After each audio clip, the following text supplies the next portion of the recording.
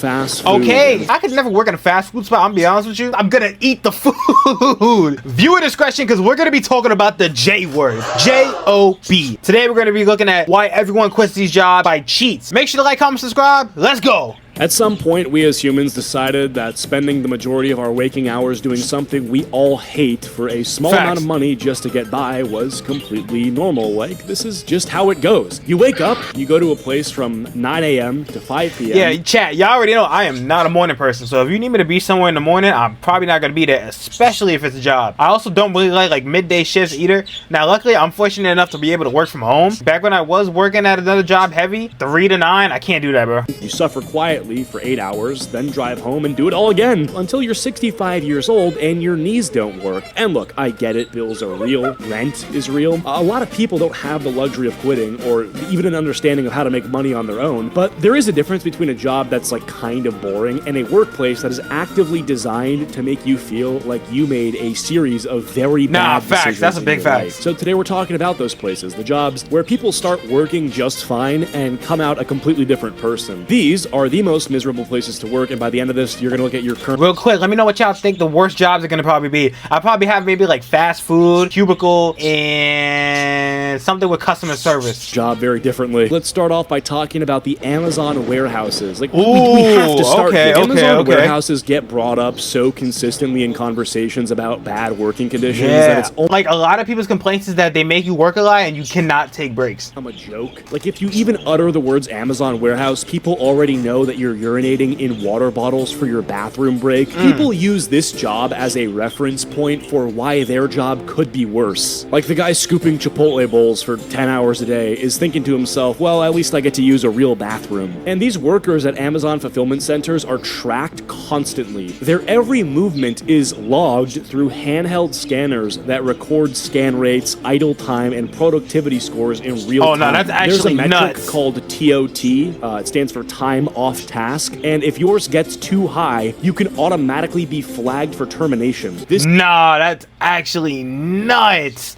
So they have like productivity trackers. That's actually insane. This is a global company flag that the algorithm decides. I genuinely don't understand how people survive this. Like, what happens if you need to tie your shoe? Is that TOT?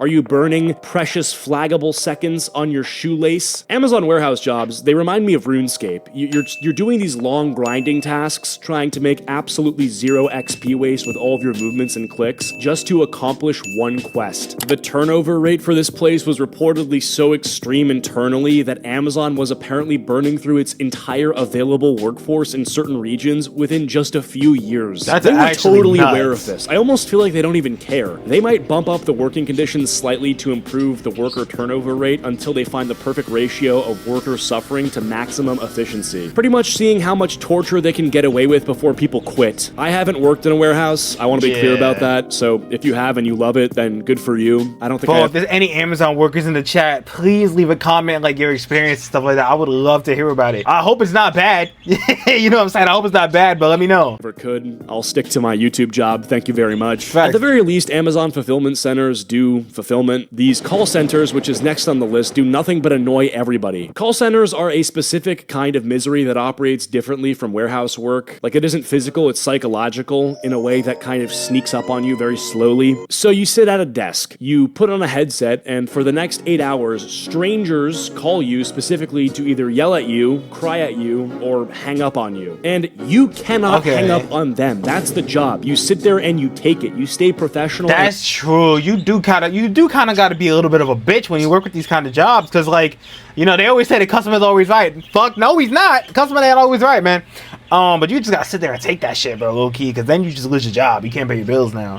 Apologize for things that are not your fault. You always got to make sure to thank them for their patience when they hate every fiber of your being. The metrics in call centers are just as aggressive as the Amazon warehouse, like just structured differently. If a customer is furious about something that happened 3 shift changes ago and gives you a 1-star rating on the post-call survey, that score is yours. There's almost nowhere to appeal it. Then all the ones you've added up will count against your yearly performance review. It's absolutely brutal, and it's usually not because you did something wrong, it's just because the guy didn't get the resolution promotion he wanted. Like, I've talked to some people who've worked for call centers for insurance companies and banks, and the one thing that keeps coming up is that the job itself might be manageable if they weren't on you constantly. But the combination of back-to-back calls with essentially no real break in between, constant monitoring of every metric, and absorbing other people's anger for hours eventually does something to your brain. Like, you know, how can you go from someone screaming in your ear and hanging up on you and trying to process it to like a millisecond later, a beep just goes off in your ear telling you the next call is live? That can make anyone want to jump off a bridge. Hey, Every fair friend that I enough. have that does this always describes like coming home and just not wanting to talk to anybody. These people just are fully hollowed out from social interaction, and they grow kind of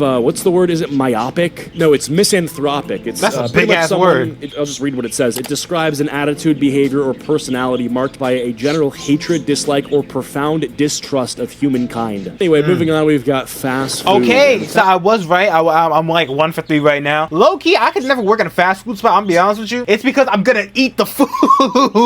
I've always told myself this. If I like work for a fast food spot, I'm gonna want to sneak like food every now and then. I just couldn't do it, man. Fast food workers deal with so much disrespect, it's actually sad. Think about modern internet slang. One of the most demeaning things you can say to someone is to tell them to put the fries in the bag. Like, that's someone's That's job. true. When I was 10 years old, I remember being at a friend's house, and his dad took us to McDonald's, and his dad crashed out at the poor guy working at McDonald's because I think he forgot some sauce. This was like 15 years ago. And I made this promise to myself that I would never be on the other end of that. The issue isn't always the work itself. A lot of people who've done it will tell you that a busy shift actually goes fast. The problem is everything surrounding the work. The fact that these franchise owners think that a McDonald's located in the heart of New York City can function properly with 3 employees is insane. Whoa, whoa, whoa, whoa! Have you subscribed yet? If you want to join the crew, make sure to subscribe to the channel. Now let's get back to the video, pussy ass boy. They are fulfilling 6,000 orders a day. That's It's actually really the nuts. quantity. You know, it's not the thing itself, it's how often you have to do it. I saw this video a while back where someone just filmed their entire McDonald's shift because they wanted people to see what it actually looks like. It's the GoPro footage you've seen probably. It just looks exhausting, and it's just for what, $7 an hour, maybe 10? Oof. That's just not gonna work. If you're maybe 15 years old, then you need a job, then go for it, but this should be a temporary thing for everybody. And look, it's not like a shameful thing. Yeah, facts. That's a big fact. Like, when it comes to these kind of jobs, like, don't get me wrong, I'm not gonna hate on your grind. You know, we all gotta hustle somewhere. But you should never be comfortable working in one of these jobs for a very long time. These kind of jobs, they literally treat your hours like bare minimum. You know what I'm saying? Like, you're telling me an hour of my time is worth like what, 15 bucks to you?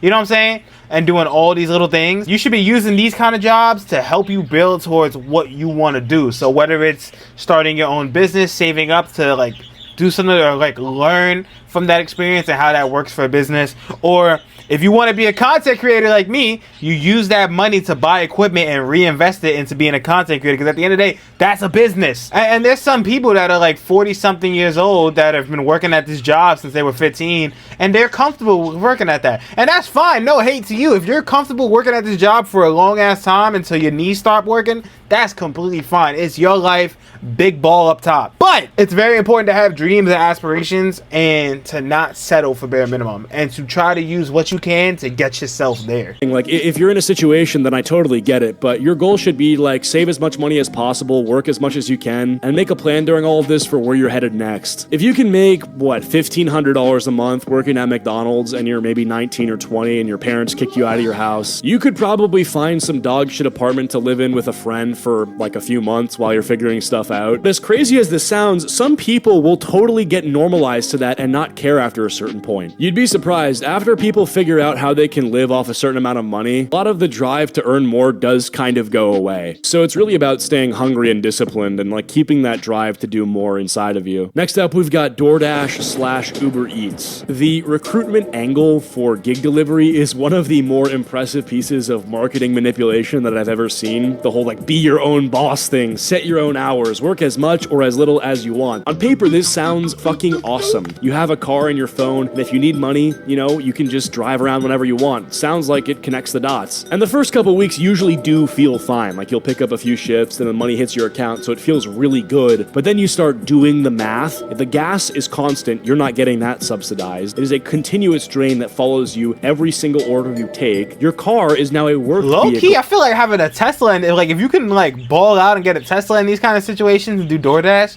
low key, you might be able to save a couple change and a couple coins now, because you don't gotta pay for gas.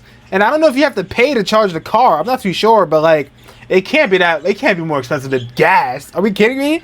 Low key, just get a Tesla, ball up top.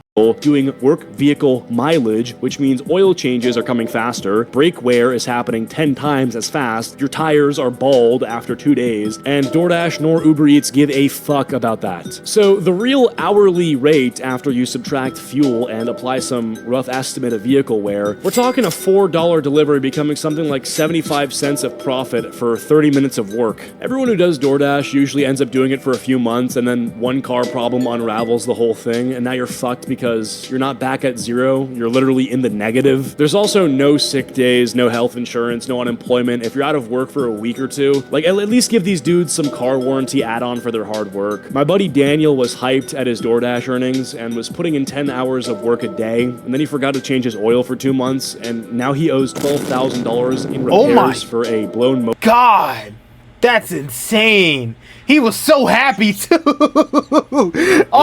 all his dreams just came dwindling down right in front of him. Still owes $20K for the car loan. These corporations are evil. Oh my I think the best way to do it is to rent some $20,000. sort of electric car at $30 a day. That's what I said.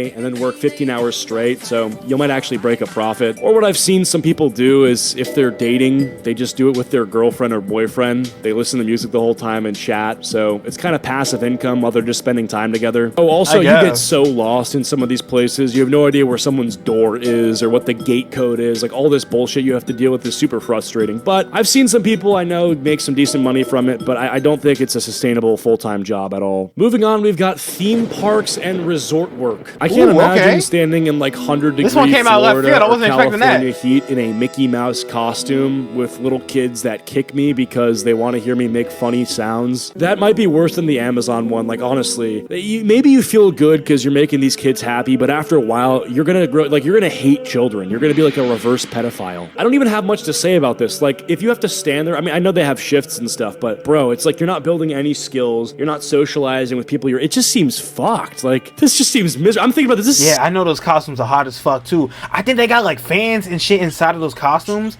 but sometimes I hear like they really don't do much, and it kind of actually, like, some people would actually prefer not to have the fan.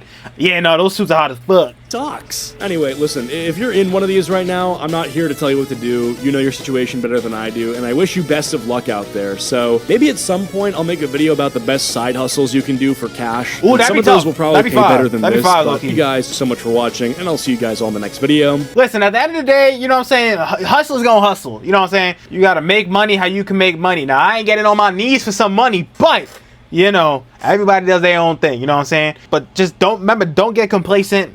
Always try to build to what you want to do, and eventually you're gonna get there. But if you guys enjoyed, make sure to like, comment, and subscribe. We're almost at 500 subscribers. Let's go. So I appreciate your support on the last couple of videos and stuff like that. You guys been going absolutely crazy. And let's just keep going. So I'll see y'all in the next video. Peace.